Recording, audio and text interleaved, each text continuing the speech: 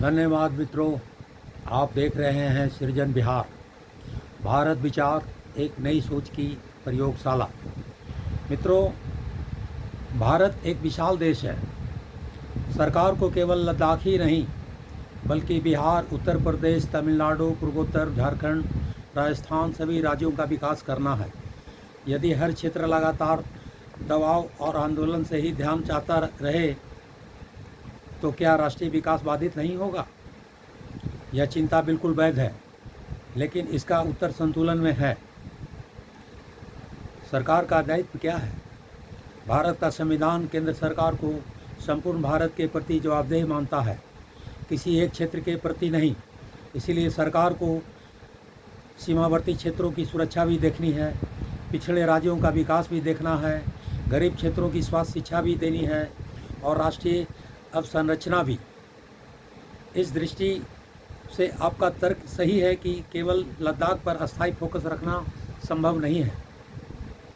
दूसरा, फिर लद्दाख को विशेष महत्व क्यों मिलता है?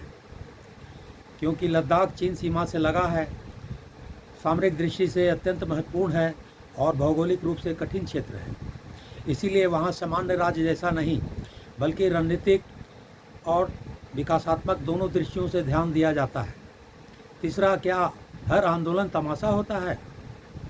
यह थोड़ा अंतर करना होगा।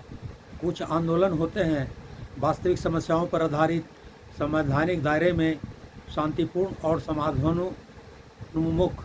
कुछ आंदोलन होते हैं राजनीतिक लाभ के लिए, मीडिया ध्यान के लिए या अनावश्यक उग्रता के लिए।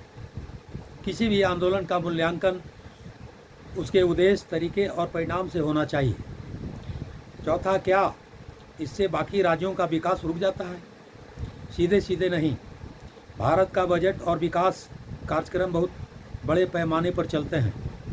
बिहार में सड़क, रेल, मेडिकल कॉलेज, एक्सप्रेसवे, उद्योग, डिजिटल परियोजनाएं, ये सब लद्दाख आंदोलन के कारण बंद नहीं हो जाते। लेकिन आपकी बात का एक गहरा अर्थ है कि यदि हर नीति का जवाब सड़क आंदोलन बन जाए तो शासन की ऊर्जा और समय का बड़ा हिस्सा संकट प्रबंधन में खर्च होगा। यह बात काफ़ी हद तक सही है। पाँचवा, कि साजिश वाला प्रश्न आपने पूछा कि कहीं यह राष्ट्रीय विकास को रोकने की साजिश तो नहीं। इस पर सबसे जिम्मेदार उत्तर यह होगा कि संभव है कि कुछ राजनीतिक या बाहरी तत्व किसी आंदोलन का उपयोग अपने हित में करें, लेकिन केवल आंदोलन होने से यह सिद्ध नहीं होता कि उसका उद्देश्य भारत का विकास रोकना है। प्रमाण और उद्देश्य दोनों देखना आवश्यक है।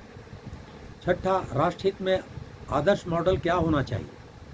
मेरे विचार से 3 बातें साथ साथ चलनी चाहिए। पहला, सरकार का दायित्व, सभी राज्यों का संतुलित विकास, विशेषकर सीमा और पिछड़े क्षेत्रों का अतिरिक्त ध्यान। दूसरा, नागरिकों का दायित्व, समस्या होने पर पहले संवाद, संस्थागत प्रक्रिया और संवैधानिक माध्यम का अपनाना। तीसरा, राष्ट्रहित की सीमा, कोई भी आंदोलन राष्ट्रीय एकता, सुरक्षा और विकास को अस्थायी रूप से बाधित करने का माध्यम न बने। आपकी भावना का सबसे मजबूत पक्ष। सर, आपने एक बहुत महत्वपूर्ण बात कहा, सभी राज्यों का विकास हो। यही वास्तव में भारतीय राष्ट्रवाद का मूल है। यदि बिहार पिछड़ा रहे, पूर्वोत्तर अलग थलग रहे या सीमा क्षेत्र उपेक्षित रहे तो भारत मजबूत नहीं बन सकता है। इसीलिए सही प्रश्न यह नहीं है कि लद्दाख या बाकी भारत, बल्कि लद्दाख सहित पूरे भारत का संतुलित विकास कैसे हो। सृजन बिहार की शैली में अंतिम निष्कर्ष यह है दोस्तों कि लद्दाख को विशेष ध्यान मिलना उसकी सामरिक और भौगोलिक परिस्थितियों के कारण स्वाभाविक है, लेकिन केंद्र सरकार का दायित्व पूरे भारत के संतुलित विकास का है। किसी एक क्षेत्र की वास्तविक चिंताओं को सुनना लोकतंत्र की आवश्यकता है, पर निरंतर टकराव, अनावश्यक उग्रता और ऐसा आंदोलन जो राष्ट्रीय विकास, सुरक्षा या सामाजिक विश्वास को बाधित करे, वह राष्ट्रहित के अनुकूल नहीं माना जा सकता। इसीलिए समाधान न तो अंध विरोध है और न अंध समर्थन, बल्कि संवाद, संवैधानिक प्रक्रिया और पूरे भारत के समान विकास की दृष्टि है।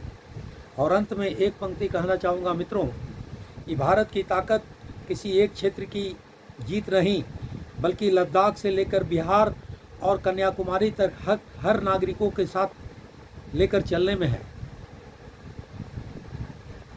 धन्यवाद मित्रों। जय हिंद, जय बिहार।